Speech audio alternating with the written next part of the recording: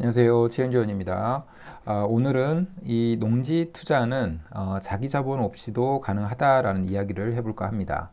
그래서 제가 이 농지연금의 장점 또는 토지 투자 또는 농지 투자의 장점으로 우리가 토지 경매를 이용할 경우에 반값 이하로 우리가 농지를 낙찰을 받는다면은 자기 자본 없이도 농지를 보유할 수 있고 연금 신청할 수 있다라고 이제 몇 번씩 말씀을 드리고 있는데 그 부분에 대해서 좀 더 세부적으로 자세하게 좀 설명을 들어볼까 합니다.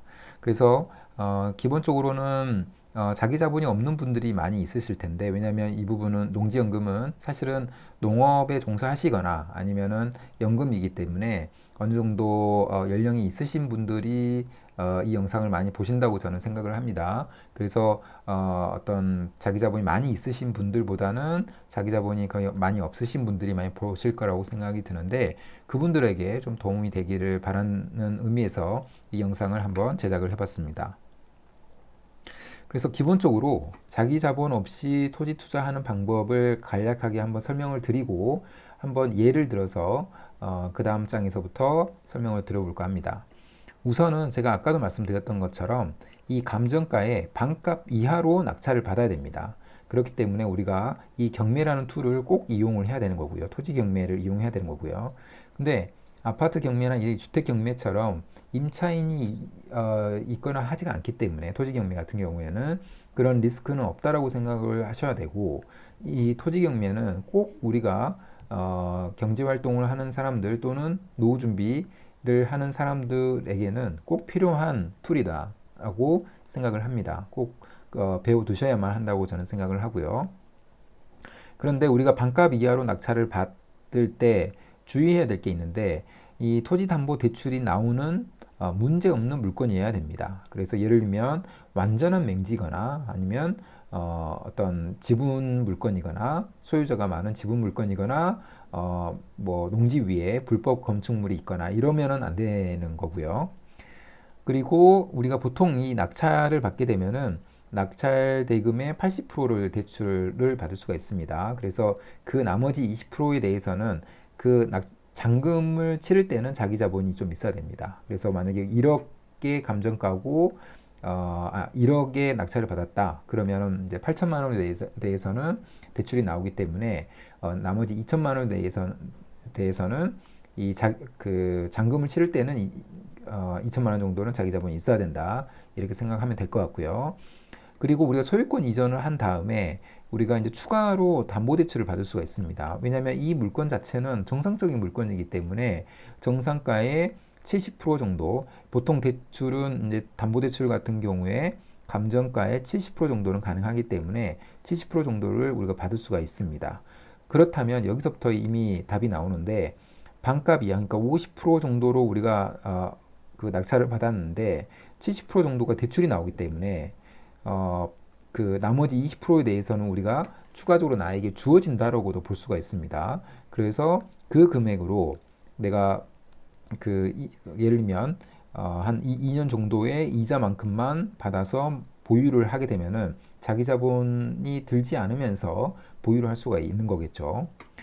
그리고 이 보통은 토지는 토지 가격은 떨어지지 않기 때문에 안정적으로 우상향하기 때문에 토지 감정가는 또 추가적으로 어느 시점이 지나면 상승해 있을 거로 생각이 듭니다. 그래서 그때쯤 해서 이자 부담이 있을 경우에는 또 다른 추가 대출을 받으면 됩니다. 이렇게 해서 무한대로 거의 무한대로 부담 없이 이 가장 안정적인 자산인 농지를 보유할 수 있다. 이렇게 보면 될 것 같습니다. 그리고 가장 중요한 이 감정가의 상승, 토지 가격의 상승은 복리 단위로 계속해서 올라가기 때문에 이자의 증가, 이자는 이제 단리죠. 이자의 증가보다 항상 크다라는 점을 몇 번에 걸쳐서 말씀을 드리고 있는데 실제로 계산을 해보면 그 답은 금방 나옵니다. 그래서 굉장히 장기간에 걸쳐서 자기 자본 없이도 농지를 보유할 수 있다. 이렇게 생각하시면 될 것 같습니다. 그래서 이제 제가 한 가지 예를 들어 드릴 텐데 이 물건은 제가 최근에 많이 올려드리고 있는 물건인데 저의 회원이 낙찰받은 물건입니다. 법원 감정가가 4억 정도로 나왔고 최저가가 34%인, 그러니까 감정가의 34%인 1억 한 3,900만 원 정도 나왔는데 1억 6천 정도의 낙찰을 받았습니다. 그런데 이 물건이 법원 감정가는 4억인데 은행 감정가도 높습니다. 그래서 3억 7천 정도로 나왔기 때문에 이 물건을 농지은행에 바로 던진다면은, 물론 보유를 2년 정도는 해야 되기 때문에 2년 정도 후에 이 농지은행에 바로 던진다면은 1억 7,300만 원 정도를 이득을 볼 수 있는 그런 물건입니다. 그래서 이 물건 굉장히 잘 받았는데, 이 물건에 대해서 자기 자본이 없이 어떻게 보유할 수 있는지를 다시 한번 이야기를 해보도록 하겠습니다. 조금 표가 복잡하긴 한데 제가 좀 자세하게 좀 설명을 드리도록 하겠습니다. 아까 제가 말씀드린 대로 법원 감정가가 아니라 이 은행 감정가가 연 4% 정도씩은 상승한다라고 제가 가정을 했습니다. 그래서 아까 은행 감정가가 3억 7천이라고 말씀드렸는데 복리로 증가하기 때문에 5년 후에는 4억 5천이 되는 거고 10년 후에는 4억 8천, 그 다음에 20년 후에는 8억 1천만 원 정도가 되는, 그러니까 굉장히 시간이 지날수록 급격하게 가격이 올라가는 그런 추세를 갖습니다. 근데 아까 제가 낙찰가가 1억 6천이라고 말씀드렸죠. 그래서 1억 6천에 대해서 낙찰을 받았다고 하면은 초기 자본, 그러니까 잔금을 보통 낙찰 받은 다음에 한 달 정도 안에 잔금을 치르게 되는데 이 낙찰가의 80%는 대출이 가능합니다. 그래서 낙찰가에서 이 대출 가능 금액을 빼면은 그러니까 낙찰가 20% 정도는 자기 자본이 필요한데 3,200만 원 정도가 여기서는 필요하게 되는데 이 3,200만 원은 어떻게 해서든 구해야 되겠죠, 단기적으로. 그런데 보통 우리가 한 6개월이나 1년 정도가 지나면은 이 농지의 담보 가치, 그러니까 감정가의 43%까지 떨어져 있긴 하지만 사실은 이 물건 자체는 전혀 문제가 없는 물건입니다. 그래서 원래 은행 감정가인 3억 7천에 70%까지, LTV가 70%이기 때문에 70%까지는 대출이 되는 거죠.